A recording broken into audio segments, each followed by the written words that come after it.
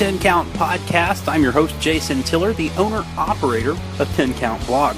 Be sure to check us out at 10countblog.wordpress.com and see some of the great things happening in the world of professional wrestling from our perspective. I just want to take a minute and say thanks again to our guest on last week's first ever edition of the 10 Count Podcast, Barry Baker. He's the owner and operator of Tri-State Wrestling.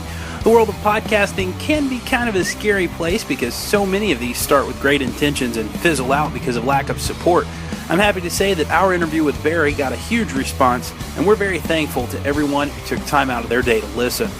This week, our guest is another Tri-State Wrestling regular, Johnnie Watts, and he's going to tell us some pretty amazing stories about his journey in the machine that is local indie circuits, as well as sharing his faith with us. This guy's a genuinely great person with an equally great gimmick. He's a clown for Jesus.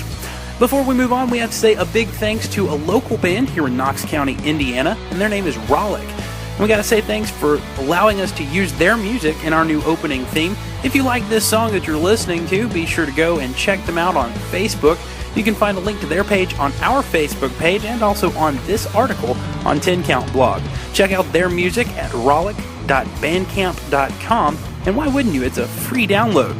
So let's go ahead and jump in. Here's our interview with TSW star Johnnie Watts.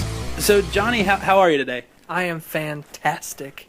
I'm glad to hear that. It's so cool. We're recording this, we're pre-recording it, and we're here at my house, and it's Maundy Thursday, and this is actually not going to go on air until Saturday night.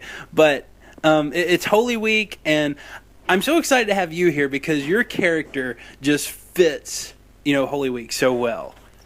That is, God has done so much for me. I don't think I could tell it all. From what He's done for me, it is so, traumatic to know, like, from where I've been and where He's taking me. It's just, it's Holy Week for me every day. It should be. I fall and falter every time, but He is so good to me. Absolutely. And I like that you are so candid with your faith. And we'll talk a little bit more about that a little bit later on. But, kind of to the point of the podcast, which is the wrestling and the art of wrestling, kind of start at the beginning. Take me, from your younger days up until now. What sparked wrestling in you? I mean, what was your interest in it? I saw my first match when I was about 4. I'd say, I think that's the reason why, I wanted to get into wrestling.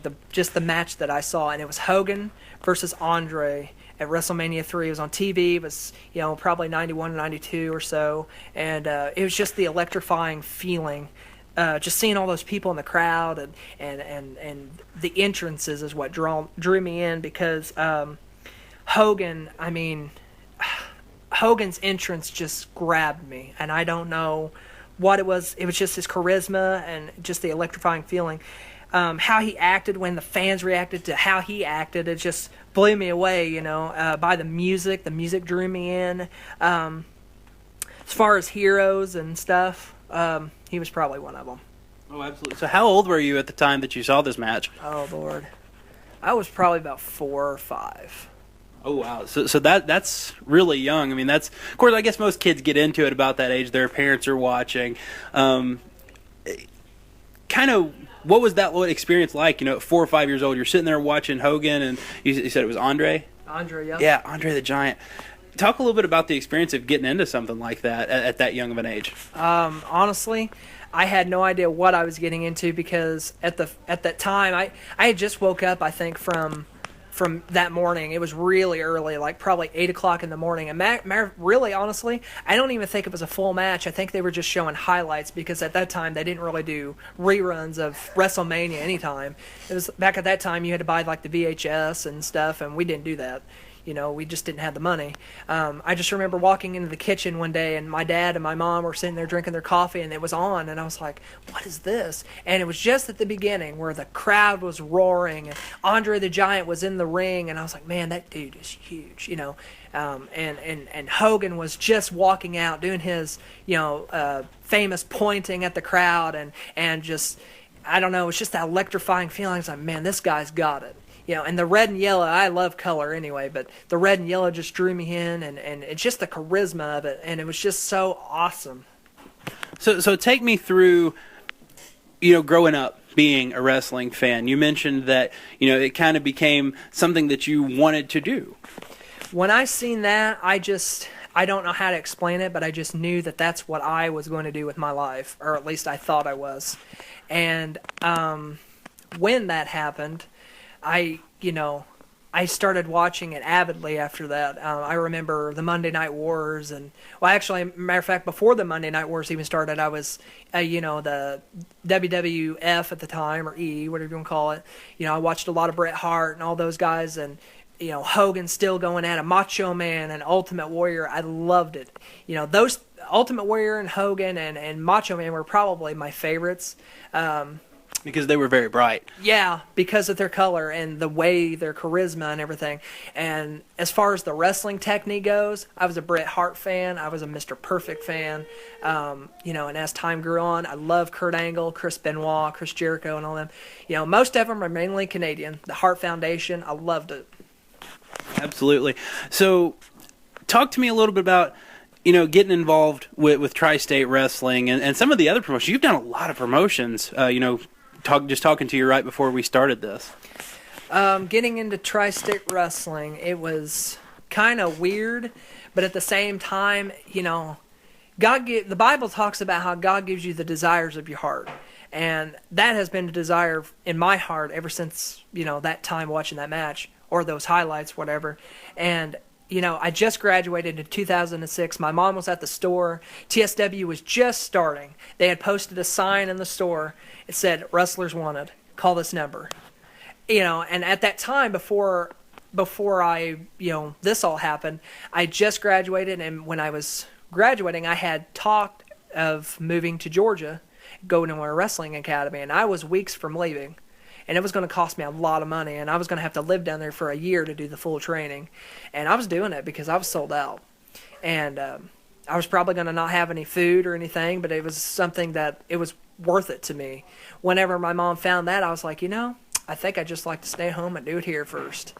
So I went and I called the number, and it was Jason Baker, who actually started it, Barry Baker's son, the one that bought the ring and everything. I called him, talked to him. He said, "Yeah, I'd like to meet you." It was like probably that following weekend, me and a friend of mine went there in Washington, and we met up with him and talked about gimmick and why I wanted to do it and everything. And they were like, we'd like to give you a tryout. We want to see what you can do. So I came that following weekend, and the ring wasn't there yet. They ordered the ring. It hadn't been there yet. So we had the backyard, and we improvised. We just did some backyard stuff pretty much. And nobody there. The scale in the backyard scaled from, no experience to backyarders to one guy that had experience. And, eventually the ring came, and then we started getting involved in that. But as that started rolling out, we did all that for months, and then the first show rolled around, and that's how it began. So take me through those humble beginnings there at TSW and up through, in your later years, up to let's say up to the point that you quit, because you was telling me about that earlier. Well, let's see. I was in TSW for a solid, I think it was over a year. It might have been just a year. And me and the guy that trained me, the one that had the experience and everything, his name was Jesse Meredith. His wrestling name was Drake Graven. And my other friend, his name was Wes. His gimmick name was Shank Barzini. Or at the time, it was Shank the Clown, because me and him tag teamed with with one of my first gimmicks, basically. And we had opportunities within that first year. We'd do shows, and then promoters would be in the shows, and they'd say, "Hey, we loved what your work looked like. We want you to come to our show." And they were like, we were so interested. Yeah, we had opportunities to go to different promotions, and we started doing that. We started venturing out for months, and it was close to a year. And it got to the point, and it never conflicted with TSW schedule or anything. It just came down to a choice. Me and Drake Graven, Jesse Meredith, and Wes / Shank Barzini, we were presented a choice from TSW owner Barry Baker and his son, Jason, they just got to the point where, they were like, look, we don't mind you wrestling out, but, we're your home company and you need to choose us over everybody, in which we always did, because it never conflicted, so we didn't have to necessarily choose. But it got to a point where, I don't know if it was just, jealousy, hatred, they were afraid to maybe lose us. I don't know. We had no intentions of leaving them because we loved just the fact of getting all that ring time. We loved it. We loved what we did, Then they gave us an ultimatum, it's us or you go to those other shows. Well, we thinking the bigger picture, we were like, well, we're going to the other shows. So we were barred. We weren't even allowed to come to the show. We weren't allowed to sit in the crowd, which technically they couldn't do that, but we did it anyway, eventually in time. But, it was just kind of, that was a roller coaster. We felt like I wrestled with the fact that, like, maybe I made the wrong decision because that was my home. That's where they got me to start. But it just spiraled out of control after that. I mean, I went so many places, but it was just that fact that no place like home. I always wanted to go back, but they never wanted to go. So, and, at the same time all this is going on, you're struggling with just an addiction. It's not necessarily like drugs or anything, but you had an addiction to the sport of wrestling. Talk a little bit about that and kind of where you were at that point in your life personally. Well, I started realizing probably about 5 years in, I started I kind of realized before, but it never clicks. I mean, when I started in wrestling, I was kind of humble, and I wanted to have a good impression. And then the more I started working, the more people started seeing me, and they're like, that people, I guess I could say, quotations, people that matter. They were like promoters and people that could use you and take you places or whatever. They were filling my head with all these things, and my head started to swell, and, my ego started to get bigger. And then I started, sucking in the wrestling more. That's all I did. I'd wake up in the morning after eating breakfast. I'd go and watch wrestling for 8 or 10 hours or 12 hours. And if there was the ring time was open, then I'd go to get in the ring. And that's all I did. It got to the point where wrestling was my God. I had, no room for Jesus. I had only room for wrestling, and it was just kind of amazing because over time, what's that? 5 years, I think. It was about 4 years into wrestling, and then TSW actually allowed me to come back. That made me kind of humble again because I was just like, wow, they're letting me come in. I was like, this is just mind-blowing, And 1 year later, God started dealing with me on my heart. I mean, I just didn't feel good enough. I started gaining a little weight, and then depression was sitting in. And I remember distinctly praying before a match, and I said, God, I was in Owensville, and it was outside, and I'll never forget it. I said, God, I'm sick and tired of this feeling that I keep feeling every time I get here. I said, I'm tired of depression. I'm tired of feeling like I'm not good enough. And, I said, God, I need you.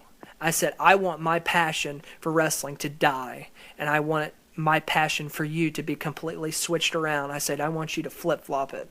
And I said, in the name of Jesus.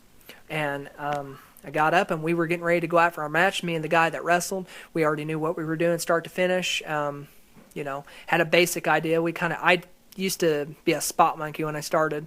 Then I learned the wrestle. But at that time, I knew what we was doing, start to finish. Had my entrance. We locked up, ding, ding, ding. And this made me look back, and I was like, this was God. At the time, I was just so frustrated and upset I didn't understand.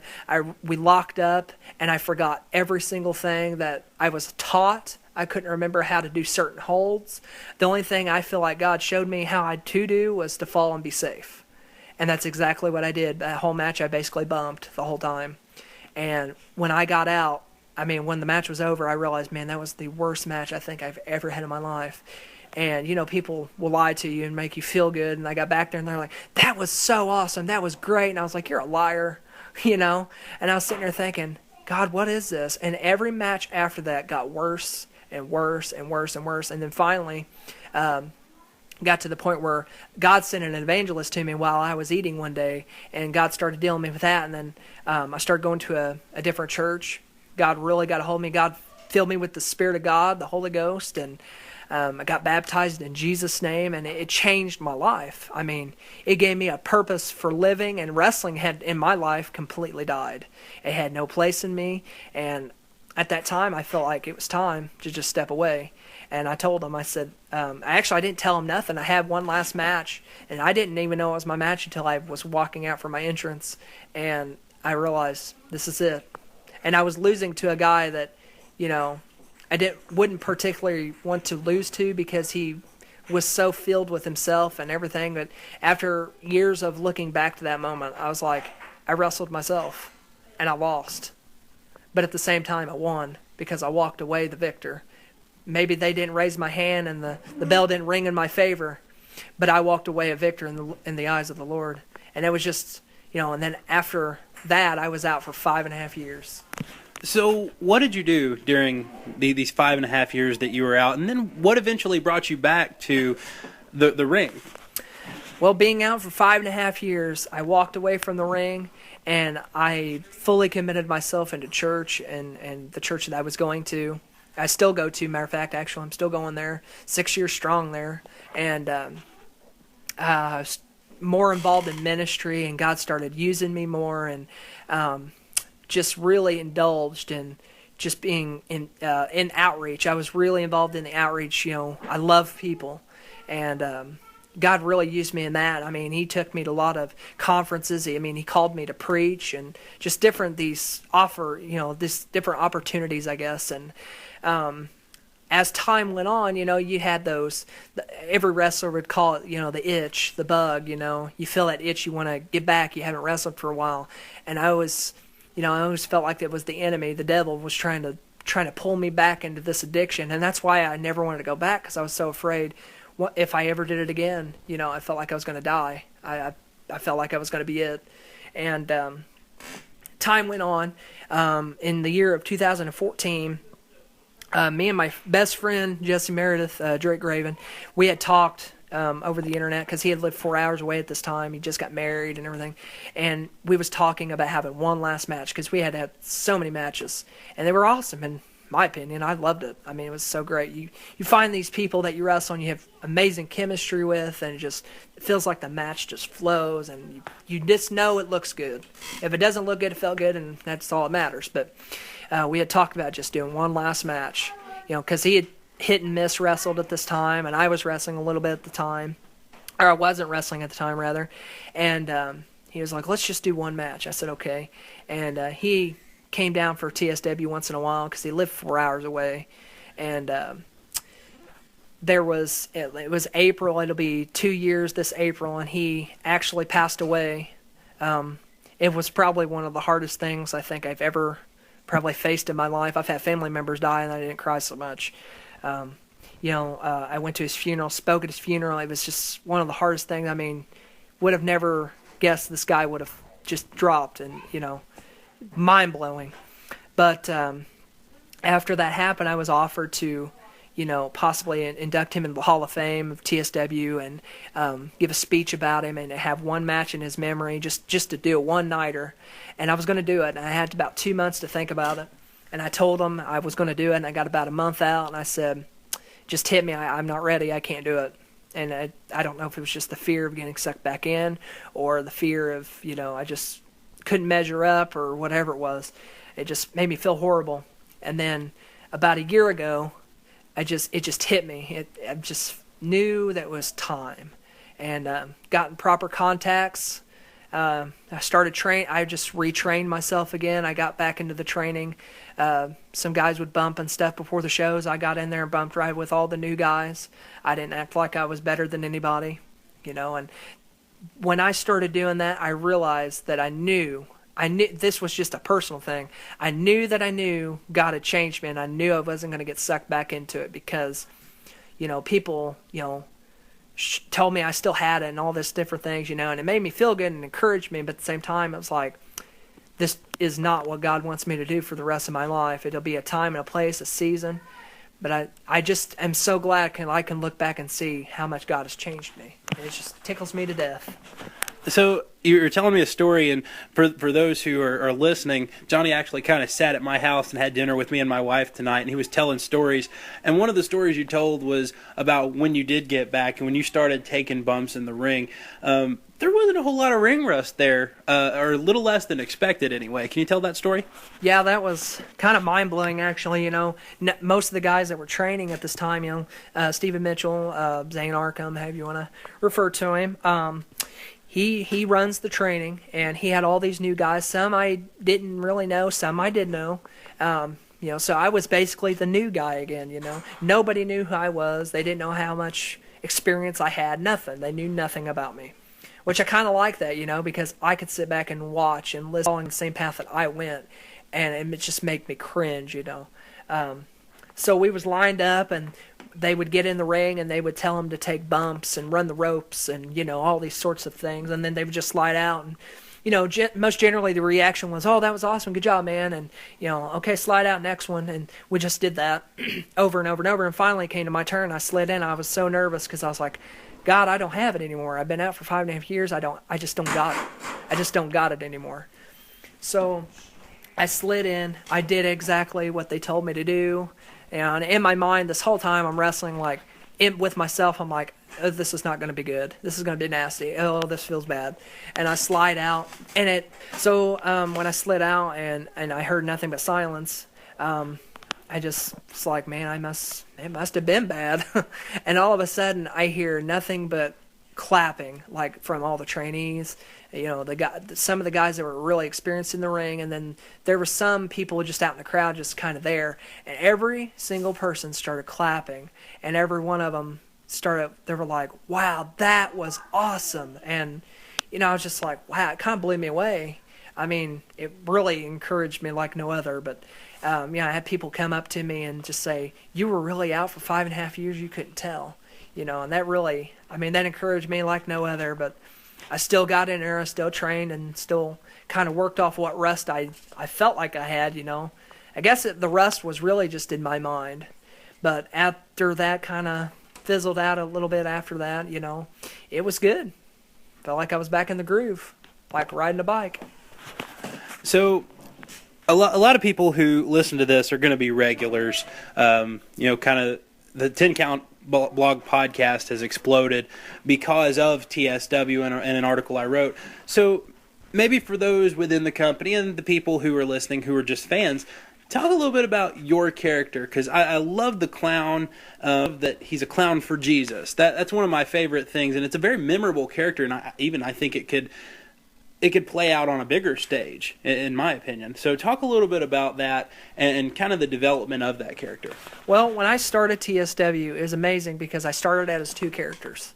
I had a mask on one, and the other one had no mask. Oddly enough, the one that was under the mask is basically me now without a mask. And the only difference in between other than the mask was I didn't reference Jesus at all.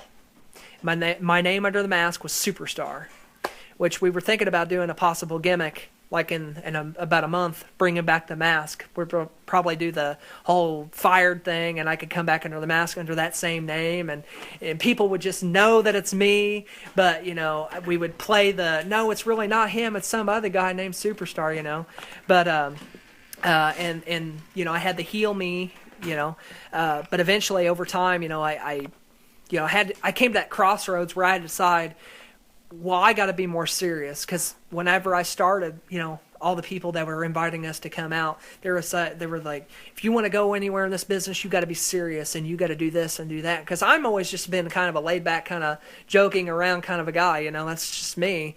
And with Superstar or me, without a mask, my character is basically just ADHD turned up, and people are like, well, where do you get your inspiration? Well, where do you come up with this stuff? What do you do? Some of the stuff you do, I just do it off the whim because it's just how the ADHD works, why do I spray people with silly string? Because I think it's funny. And why do I blow in a air horn? Because I want people's attention. Sometimes I don't want to yell because I don't want to lose it. So I figure if I blow a horn with something else, I'm doing pretty good. So, Johnny, talk a little bit about the preparation that goes into some of your matches. I know that it's there's more to it than meets the eye for people like me who are untrained. Preparation for matches. So when you sit back and you know who you're booked against, and it's always cards subject to change. When they put that on the card, it is legit. Like, you don't know who's going to show up, you don't know who's not going to show up.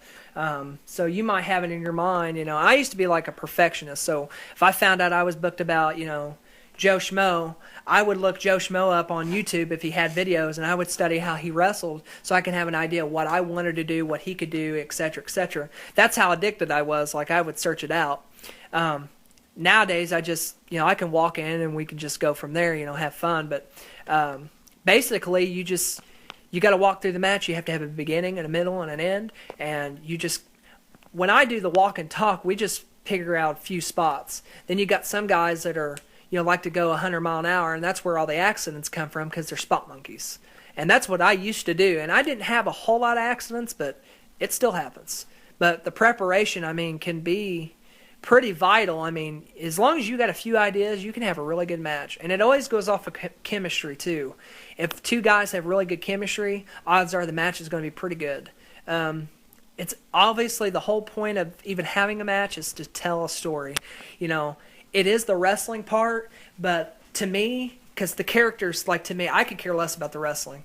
The character point of view is like where I'm at, because if you don't come through that curtain and tell a story about who you are and what you stand for, whether it's good, bad, or, whatever, I think you failed. Because, on TV, you've seen plenty of great wrestlers, but they have no character, no gimmick. Like, I know a lot of people probably have a lot of problem with this guy. I don't really care. But Chris Benoit, awesome wrestler. Fantastic. I think probably one of the most crisp wrestlers I have ever seen. But at the same time, he had no character. He had no charisma. He was so monotone. I loved it, but it just, he just didn't have it. That's why they didn't really put him on the mic a whole lot. And that's why a lot of guys now, you can see that, like, lose their job because they don't have the character or the charisma or anything. But I believe that the character aspect of it is, if you can just tell a story, that is the whole preparation that you need. And speaking of that, one of the great things about charisma and being a great character and the preparation that goes into it is that crowd reaction. And man, the kids and the people at TSW shows, they absolutely adore you. You get a huge pop when you come out every time. Talk a little bit about what's gone into that, and specifically talk about your work with the kids during the intermissions. As far as the pops go, I have no control over like what anybody says, does, thinks. I have just told God from the very beginning. I said, Lord, if I'm going to do this, and even if it's just going to be for a short time, I said, Lord, I want you to have the glory, and you've got to be the center of it, And I told the Lord that He's going to have to direct everything that I do, from gear to the way I walk to the way I present myself, and I'm no different in the ring than I am out of the ring. If I could get away with it without probably going to jail and called a loony crazy dude, I'd probably wear my wrestling gear to work. And honestly, I'd probably get away with it just where I work, but I don't want to attempt it because I don't think I'm, going to make it in jail cell. So, yeah, it's pretty amazing. I've had we get Johnny chants, go Johnny go, or let's go Johnny, that's pretty cool. And I always loved that whenever I was first in, it's always cool. But the best feeling in the world was whenever you hear the kids and in adults even, cheering God is love or let's go Jesus, stuff like that. That really blesses me. That tells me right there, if I were to walk away from wrestling right now, I feel like I have served some type of a purpose. And during the intermissions, we talked about that just a second ago.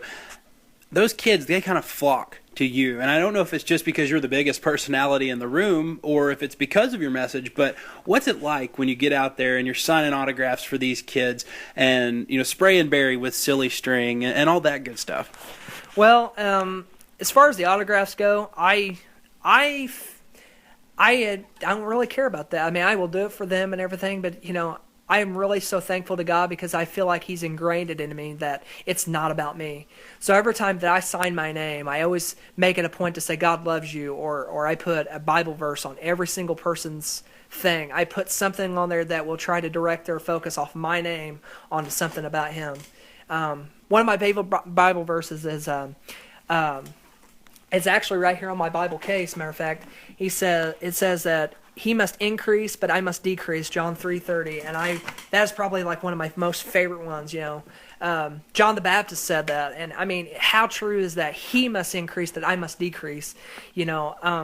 That's where I'm at. That's like my total mind frame. I have my days. We all fail and falter and just have our bad days, but like during the intermissions, I mean, it's like, as far as my ADHD goes, that's like no holds barred. I mean, I have no limit. I can do whatever I want and pretty much get away with it. And I have a blast. Like, people ask me, like, where would you come up with this stuff? I just do it because it's funny.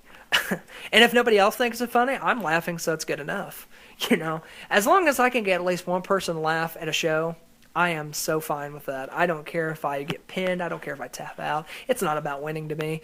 But, I actually scared Barry the first time I sprayed him with silly string because he did not see it coming. Matter of fact, the first time I did anything to him, because, me and him's kind of had a rocky relationship in the past, I just figured I'd break the ice, and I took my air horn and went right behind him during a match, and I blew it and scared the blueness right out of him. I mean, it was so funny. And he told me when he got back he was laughing, and he's not, somebody to show emotion a whole lot of times like that. And he started laughing. He said, "Yeah, watch that air horn next time." So I took him up on it. I went and bought some silly string, and I started spraying it in his face, and he loves that. Oh, man, he loves it. He wouldn't act like he does, but he loves it. And, and I'll do it to anybody, bareback that's out there with him. We have a ritual. I always put his hat on at the shows. Before the show, backstage where nobody sees, I do a little dance. My friend Jesse that's passed away, he used to do that every show, and we're kind of keeping that tradition going. Actually, during the last intermission, I realized I think I'm going to get a custom cowboy hat made, like my gear, to kind of go with it, because when I put his cowboy hat on after we kind of got in a tussle, I feel like the people popped. I held that cowboy hat up, and as soon as I put it on my head, people popped, and I was like, I think that might be something I'm just going to add to the arsenal, I believe. But it's just, honestly, I kind of like the intermissions better than the matches. And it shows, because there's so many people that come to these shows. And obviously, TSW does stuff for causes.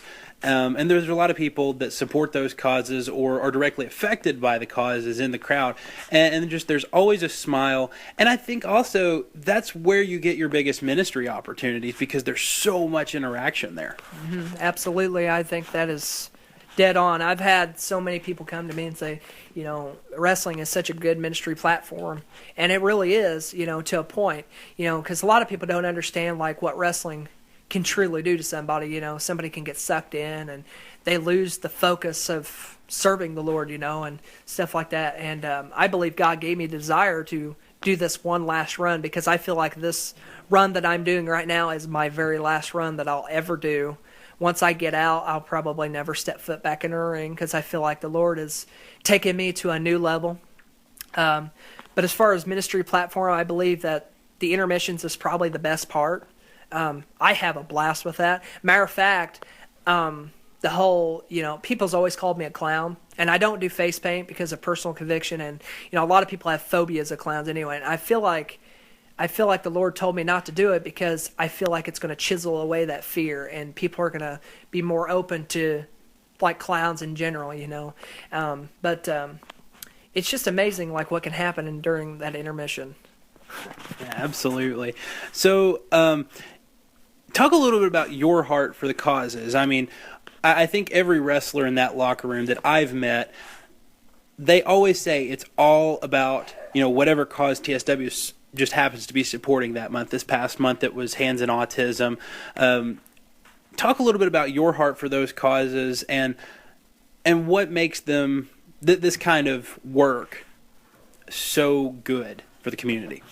Well, when TSW started, it was nothing about the donation into a cause or anything like that, and that's what really helped me to want to do this last run. Because whenever I was involved in it, back then. Even when I walked away, they still didn't do it. Matter of fact, when I walked away is when they started it. So it made me think, man, I had to die. My spirit man, my carnal me, had to die in order for something positive to be born. Maybe that's just a me thing, and that's something God deals with me. But it's pretty neat to kind of look at that. But as far as like the things that they do for these different company or people, and everything like that, I think it's so awesome. I mean, a friend of mine personally that I knew outside of wrestling, like through family and stuff like that. Her daughter passed away, and they helped pay for a headstone. And I knew this little girl that passed away. She was, I think, probably in her 20s when she died, or close to it. But I knew her like even before that. So when I found out like they were bought them or a tombstone and stuff, I mean, it's so helpful. I mean, especially in times of need, and that. And they probably don't even realize it. But God can use anybody, even if they're not serving. I mean, the Bible talks about how he used a donkey, to speak through. So if he can use a donkey, he can use me or anybody. It's just awesome. I don't even think half the roster realizes that, in a sense, they're doing exactly what God said to do, to reach out to the needy and to the lame and help them up, give them a glass of water, to serve. That's what it's all about, to serve one another, and I think it's awesome. As far as my favorite things they've done, I mean, everything I love, but the last two shows, I mean, have like been a true blessing to me because I've been involved working with people with special needs, developmental disabilities, etc., physical disabilities, for close to 9 years, and the last one we did was for autism, and the one before that was for Special Olympics, and I mean, that I am so sold out over that. And when they did that, I mean, it just makes me want to cry because of all those people that are involved in that. It takes a lot of money and a lot of, support as far as like people getting involved staff-wise, to help these people because they have difficult trials. People, you take them out in the community, some people just turn away in disgust. They don't want to be around them. They're scared of them, but they're just like me and you, they may have, harder learning capabilities one than another. Some may look different, but I look different. I have a lot of learning difficulty, but we're all the same, just made in different ways, some of us. And I kind of want to switch gears on you now. That's a great story. I love talking to you about that, and I could really talk to you about that for hours on end. And if I don't stop us, we will. So I wanted to kind of switch gears on you a little bit here. You have a lot of interesting friends. Another story that was told over the dinner table was about your buddy that was involved with some TNA guys. Talk a little bit about that and just share a couple stories with me. The guy that my friend that lived with Chase Stevens, actually, he's the one that passed away. He lived with Chase for probably, I'd say, about 6 or 7 months, and I mean, he had an experience of a lifetime. I mean, at this time, Chase Stevens was one of the top tag team stars in TNA, and I mean, he lived down in Tennessee. I can't remember; it was an odd town, but he lived down in Tennessee, and they got connected together on Facebook, I think, and they just randomly just started talking. It wasn't like he seen him at a show or he scouted him or anything. It just happened, and it came up one day. He was like, "Well, just come down and to my house and live with me, and we'll just travel." One of them surreal things. You'd be like, "What? Did he?" No, he's joking. No, it happened because we had to do the preparations for him to go and everything like that. And matter of fact, whenever I traveled down to Tennessee to do my Tennessee run down there, matter of fact, I connected with him when I was down there, so I know it was legit. And I've been to Chase Stevens' mom and dad's house, so I know it was for real. But as far as like stuff that went on down there, I mean, it's kind of unreal. Like you just realize, like living in Chase Stevens' home, you realize the guy's just as normal as me and you. He burps and sneezes just like I do. It's just amazing, like how somebody would portray themselves on TV and they'd be totally opposite in real life. There was a lot of interesting things that happened while he was down there. Like a lot of people you would learn, especially on TV, you wouldn't think that they would have drug problems. Chase's partner, probably sure everybody knows Andy Douglas, maybe not now, I don't know, but he had a lot of problems. Like, I guess he had addictions to drugs and stuff, and he would choose to buy drugs rather than pay his bills. And that was one of the many things that happened in different things like that. Like that, also traveling around, you got your faithful people that are married or in a relationship and stuff like that. But you also have the wrestlers that have many women in every state, and that's a legit thing. Like, every one of them had a woman in every state, and that the other person wouldn't know about it. And it just, looking at that kind of stuff, I'm thankful God never, let me go in that far. But it just kind of blows my mind, just the things that people will just do, just to get that fix, to feel accepted, and stuff like that. It just kind of blows my mind. Behind the scenes and different locker rooms are always different. I mean, pretty much they're all the same.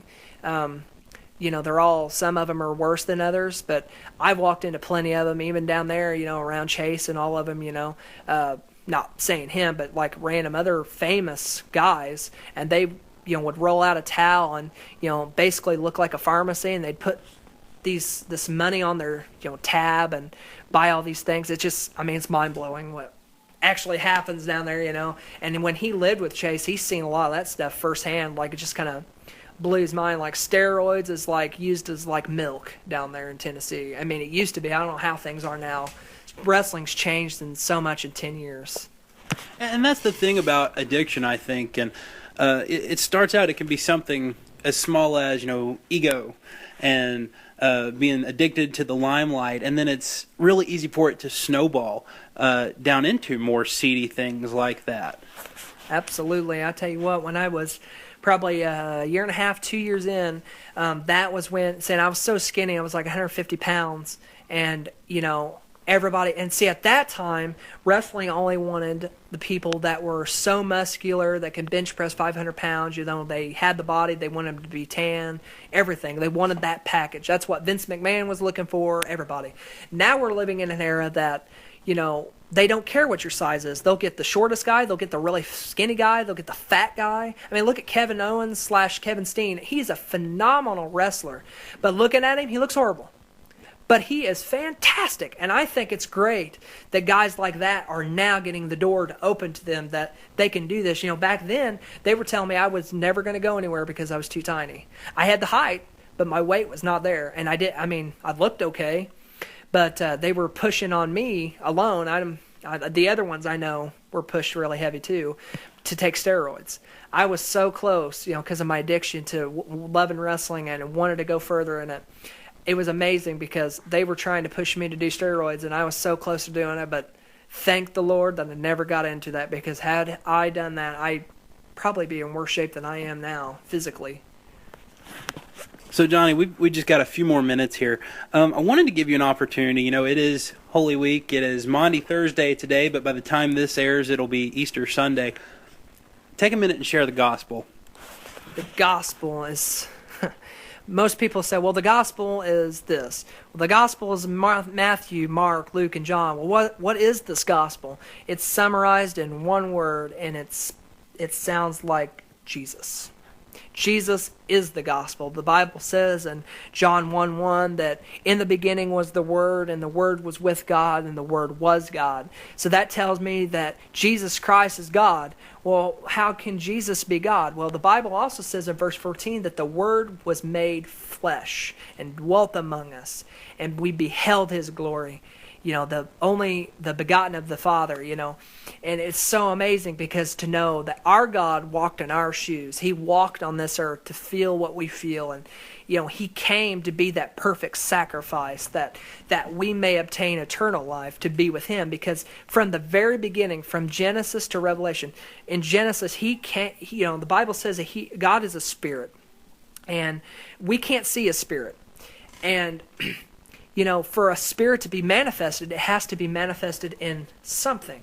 Well, how's that? Well, Moses was at on the mountain, I do believe, and God manifested Himself in a burning bush, and He spoke to him out of it. Had He not manifested Himself in that bush, he wouldn't have been able to see God.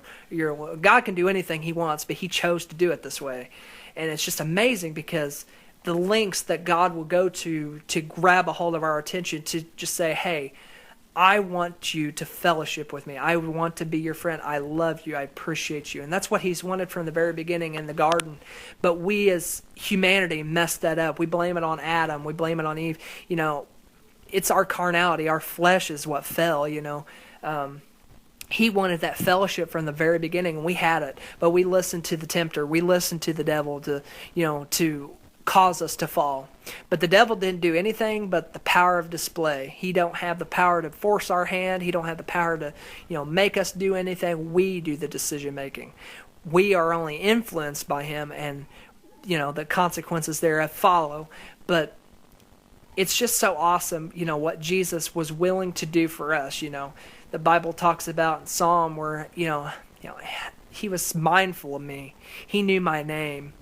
It's just awesome, you get to that point, like, I think back to when I was depressed in wrestling and stuff, and I've read this stuff, after getting in church and everything, and it just blew me away that even in my depression and all this darkness was surrounding me, I would pray, and it seemed like my words wouldn't touch the ceiling, and I feel like I wasn't making a connection. But at those times I look back, and it's like, he knew my name, he knew my number, he knew where I was at, He never left me. He never forsake me. I was the one that walked away. I was the one that did my thing. It's just amazing to me to know a loving God would come to this earth in the fleshly form of a man, would bear the weight of the world as far as sin, and bear it on that cross. A lot of people are like, well, he was just nailed to a cross and those nails held him there. It wasn't the nails that held him there, it was his love for us. Because the Bible talks about he could have called 10,000 angels to his side and took him straight to heaven, got him out of this. He wouldn't have had to suffer. But he chose not to because it wasn't fulfilled yet. He wanted that sacrifice to be fulfilled so he could have that fellowship with us. And if it wasn't for that, we wouldn't have the grace. We wouldn't have the mercy that we have now. We can actually have a relationship with him. We can actually spend time with him in prayer. And, eventually one day we can have that. We can be with him in paradise. We can be with him in heaven. And it's just so awesome to me that he gave us that opportunity. When we come to grips and start serving God, it's just so awesome to know that we have opportunity to realize that he came not to, be ministered to, but he came to minister to. And that's what he wants us to do. He wants us to go out and get the lame and the maimed and the blind and the hurt and bring them to the house, go to the highways and the byways and compel them to come in. And it's just so awesome because he is such a loving father. And so many out there don't know what that father feeling really is. I have a father, but I never got to experience that father-son relationship the way it should be. And when the Lord really walked in my life, I really know what it's like now, because I can do something wrong and be like that prodigal son, but he'll accept me right back in. He will give me the best robe. He will give me the fattest calf. He will give me the beautiful ring to put on my hand. He'll throw a party because that's just how he is. And it's just so awesome that he was crucified for us, but at the same time, he rose again. That's what is perfect. My God's not on that cross anymore. He was put in a tomb, and he was rose up. He's still alive today. He's on the throne, and he's waiting for us to come to him again. And one day, if we're right with the Lord, we will see him. According to what the Bible says, if we follow it and believe it and receive it and do what it says to reach out, I believe that we will be with the Lord. All right, Johnny, thank you for coming on 10 Count. Been a pleasure, man. Thank you, sir, and it's just been an honor. God bless you. Thanks again to Johnnie Watts for being on our podcast. If you like what you hear, be sure and check out the rest of our articles and podcasts at 10countblog.wordpress.com. You can also hit us up on Facebook at facebook.com/10countblog or on Twitter at 10countblog. A special thanks again to Johnny. We also want to take a minute and plug his clown ministry, which is actually an endeavor birthed from his character in Tri-State Wrestling. Go to our Facebook page where you'll find a link to the JW Clown Ministry page, and be sure to give him a like. You can also follow Johnny on Twitter and on Facebook. Don't worry, there are links to those pages on this article at 10 Count Blog. Special thanks goes out again to Rollick for allowing us to use this song in our themes. By the way, song and their latest album is called Snorkeling into Oblivion, though I hear they have some new music coming out shortly. Be sure to give them a like on their Facebook page, which you can access, you guessed it, on this article at 10 Count Blog. If you're interested in checking out the local indie wrestling shows in southern Indiana and other areas around the state, well, you're in luck. We have a few shows coming up here in the next little bit. Tri-State Wrestling Proving Grounds, April 23rd at the Vincennes Eagles Club. Doors open at 6. Bell time is at 7. It's a $5 admission for adults. And don't quote me, but I think kids under 4 are free. New Wave Pro Wrestling will have their One Violent Night promotion in Terre Haute tonight at the NWP Arena at 1439 Ash Street in Terre Haute, featuring Tommy Dreamer. Doors open at 6. Bell time is at 7. General admission tickets are $15 at the door. Coliseum Championship Wrestling in Evansville present Thunderstruck April 16th at 300 Court Street in Evansville. Doors open at 6:30. Bell time is at 7. $10 admission, $5 with military or veteran ID. Kids 5 and under are free. Check them out on Facebook at Coliseum Championship Wrestling. That'll do it for this edition of the 10 Count Podcast. Thanks again to Johnnie Watts and all of the supporters of the show. Remember to like us on Facebook and Twitter, and visit us at 10countblog.wordpress.com.